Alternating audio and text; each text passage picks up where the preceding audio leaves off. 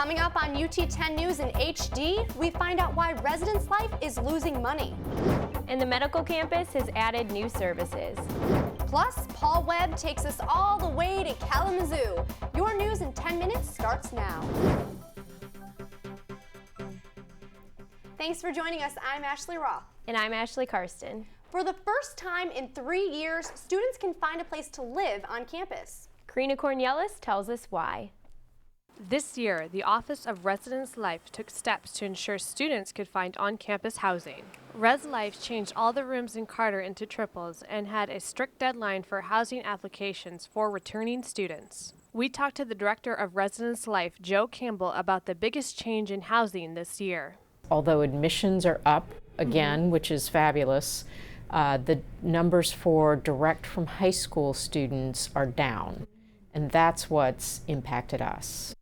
While having rooms open may seem good for students, it's hurting Res Life. So what students pay to live on campus is my budget. So that just means, it's not impacting other units, it's just impacting Residence Life.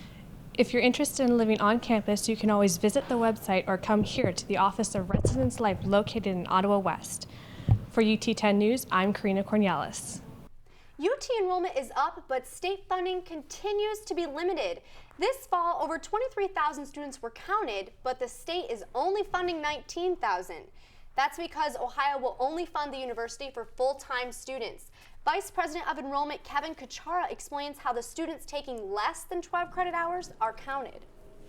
We take all of our part-time students, combine them together, and that helps us determine a full-time equivalency. Kuchara adds the state would not want to pay a full subsidy on a student taking one class. These numbers are updated on the 15th day of every semester. For first-year students, the transition to college life can be a difficult one. Corey Bishop has more on a program designed to help freshmen. The Rocket to Rocket program is designed to help recipients of the Blue and Gold Scholarship. According to the Interim Dean of Students, Michelle Martinez, the program seems to be working. It's been very positive. I've seen quite a few students on campus who I met at the kickoff, and they're really excited about the program. But the success of the program is not a universal thought. I wouldn't say it's a success yet. I'd say it's working its way to a success. Kate is a mentor in the program and says that communication needs to be improved. I don't have mentees yet this semester, so there's a lot more contact that needs to happen between the program and its mentors. If you are a first-year Blue and Gold Scholar and want to know more about the Rocket to Rocket program, stop by the Office of the Dean of Students or send them an email. For UT10 News, I'm Corey Bishop.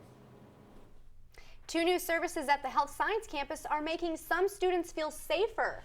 My fellow anchor Ashley Karsten looked into these updates. Over the summer, 7 Blue emergency phones were added to the Health Science campus. These phones will connect you directly to the university's police dispatcher and can be used for non-emergencies like locking your keys in your car. Also, Night Watch, UT's 2-person escort service, is now extended to the medical campus. Police Chief Jeff Newton says the upgrade was for safety reasons. Whether anything had occurred, any incident occurred on Health Science campus or not, we would still have pursued these projects. The new services, which were funded by Human Resources, cost up to $55,000.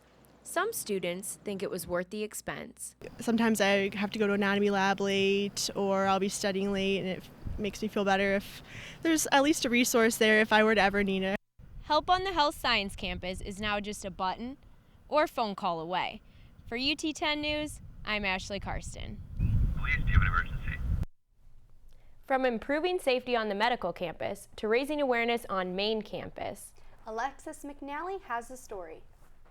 I'm here at the Clothesline Project on Centennial Mall, where UT students and faculty have hung t-shirts sharing their personal stories and feelings on violence against women. This project has been opening the UT community's eyes for 10 years. The t-shirts range from personal stories of violence to advocates hoping to get people involved and reduce violence against women. I think it's really important that people don't just see this and think, oh my gosh, that's terrible. We want people to see this and say, what can I do about it? The Clothesline Project has been touching lives throughout the years. For victims, it's a chance to put their story out there and to know that they are not alone. When I found out about the Clothesline Project, it was very cathartic for me to put my t-shirt out there. For more information on the Sexual Assault Prevention Program, visit 1810 Rocket Hall and join the group working toward a violence-free UT. For UT 10 News, I'm Alexis McNally.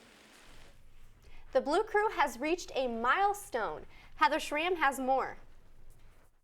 You see them at every home game cheering on the Rockets, but this month, the Blue Crew is celebrating something else. On September 2nd, the Blue Crew celebrated their 10th anniversary of being a student organization. They are UT's official secret spirit society that is made up of 10 students who share the same passion for the university. Blue Crew began when founder Donovan Nichols felt something was missing from campus. We noticed there was pockets of spirited people throughout the university, but there wasn't an overwhelming sense of community and spirit while we were there. And so we wanted to try and do something to boost the spirit on campus. Since then, members of the Blue Crew have kept that spirit alive. Blue Crew is about being with people that you know will stick by you till the end, that win or lose. It's about that camaraderie, that Rocket spirit that unites all of us. And that is what Blue Crew is about. If you are interested in joining the Blue Crew, you can email them at bluecrew@utoledo.edu. Stick around, we'll be right back with Paul Webb and your Rocket Sports in 30.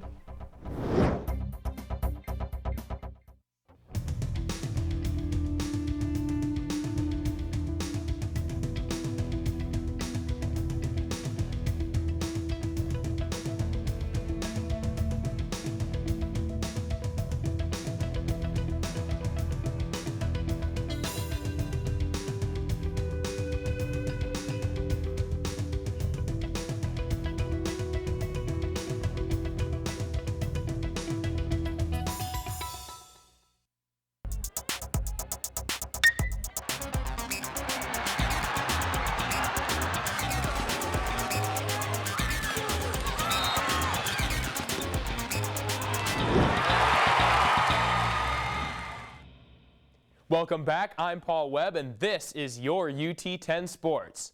We'll start you off with a volleyball game at Savage. Going into this game against Michigan State, the ladies were undefeated at home. On Friday, the Rockets had the fans fired up to start the game. The ladies came out strong, starting off the first set up 5-1. Here, Cassie Cleespies pounds home the kill, but the tide would turn. The Spartans block Amber DeWert's spike for the set-winning point.